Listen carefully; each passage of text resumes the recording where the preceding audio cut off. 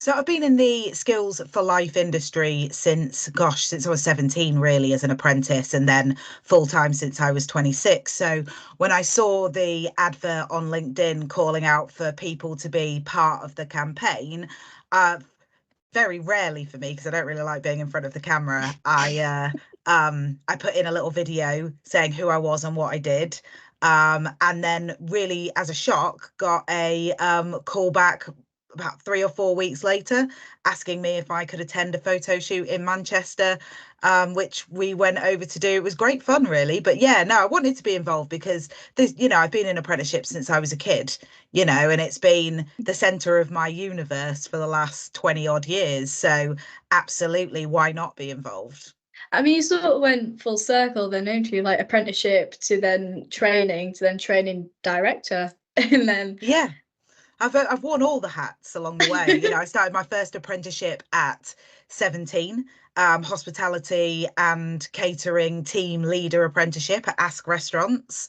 I did my level two and my level three in that. And then 10 years later, got the opportunity to apply for an apprenticeship trainer role, which I went for. I got with no qualifications whatsoever, had to work hard my first 6 months, and then spent the next, I think, 6 or 7 years delivering and quality assuring generic apprenticeship. So customer service, retail, hospitality and catering, those kind of areas. And me and Debbie met up and set up Clear Quality Apprenticeship Training Department, which has, been our heart and soul for the last 3 years. you still get to train a little bit too as well, which must be nice. So you're I not do. fully I out of love that. the. I You do still love get to that. I would talk to never the want to give it apprentices. up. Watching a learner's journey is something that, unless you've done it, is a little bit undescribable to other people. When you see somebody come on board and they have got no confidence and they don't think that they can do it, and they've been in the same job for the last 20 years, but they've got ambition and they want to go places, and what they need is a cheerleader or a supporter that's going to help them get to that place, and then watching them grow and watching their confidence grow, and then seeing the result and the promotions and the different things they go on and do at the end is literally the reason for doing this job, and it's really quite special.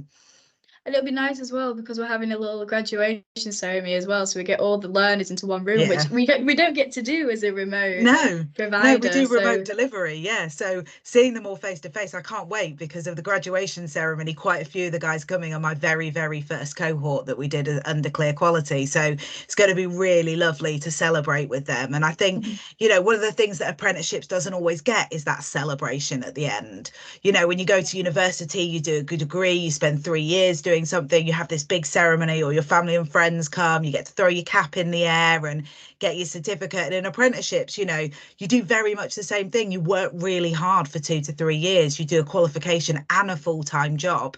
You are earning money and learning throughout that entire experience. So then you just get a certificate posted out to you. So I really wanted to do the graduation ceremony and really celebrate them and all the hard work that they put in, because you get out what you put in that sense. So, was there any particular milestones or moments during the campaign that stood out to you personally?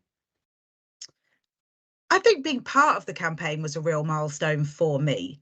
Mhm. I have worn all of the hats over the years, and being able to be there from the point of view of being an apprentice, of being a Mhm. training provider, and of being an employer of varying multiple apprentices was a real honor to be able to do that. It is my bread and butter, and it's, so important to me that we get rid of that stigma that non-academic people do apprenticeships. That's not Yeah. it at all. I know loads of academic people that have done apprenticeships, and it isn't a negative thing for, a young person or somebody who's already in a role to take on an apprenticeship and do further learning and grow more within their career. I think it's really important that we get that message out there.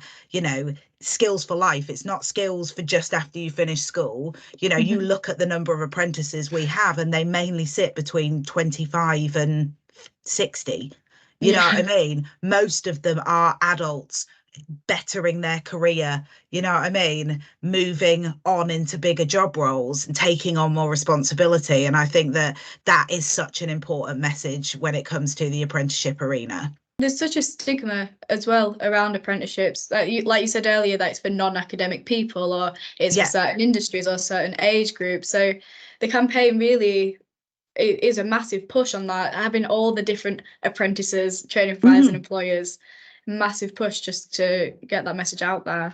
Absolutely. And I think that's so important. You know, we did it last year for National Apprenticeship Week. We concentrated a lot on the apprentices, and apprenticeships are not just for 16-year-olds.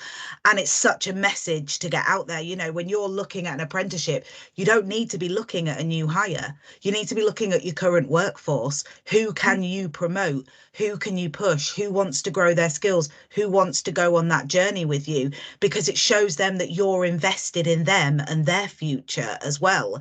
And, you know, it isn't used enough for that at the moment. And that's the message that I personally want to get out there, and the reason why I got involved in the campaign in the first place.